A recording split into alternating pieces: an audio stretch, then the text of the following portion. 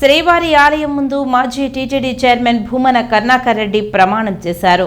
గత ప్రభుత్వ హయాంలో తప్పు చేసి ఉంటే నా కుటుంబం నాశనం అయిపోతాయని ఆయన అన్నారు.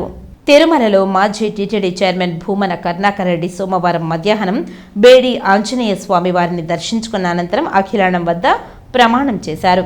అఖిలాండ కోటి బ్రహ్మాండ నాయకుడికి 91 సంవత్సరాల టీటీడీ పాలక మండలి చరిత్రలో 3 సార్లు పాలక మండలి సభ్యుడిగా, 2 సార్లు టీటీడీ పాలక మండలి అధ్యక్షుడిగా అవకాశం శ్రీవారు కల్పించారని అన్నారు.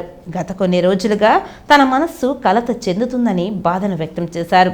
నిప్పుల కొలిమిలో నిలబడినట్లుగా ఉందని తెలిపారు.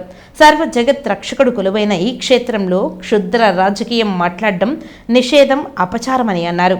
నీ ఆలయంలో దేవదేవుని అన్న ప్రసాదాలలో అత్యంత పవిత్రమైనటువంటి లడ్డూలలో కలంకితమైనటువంటి కలుషిత రాజకీయ మనస్కులు అత్యంత దారుణంగా ప్రవర్తిస్తున్నారని తెలిపారు. నేను కానీ తప్పు చేసి ఉంటే నా కుటుంబం సర్వనాశనం అయిపోవాలని ఆ దేవదేవుణ్ణి కోరుకున్నట్లు తెలిపారు. నా హయాంలో కళంకిత పదార్థాలు కలిపి ఉంటే నాశనం అయిపోతానని ప్రార్థన చేస్తున్నానని స్పష్టం చేశారు.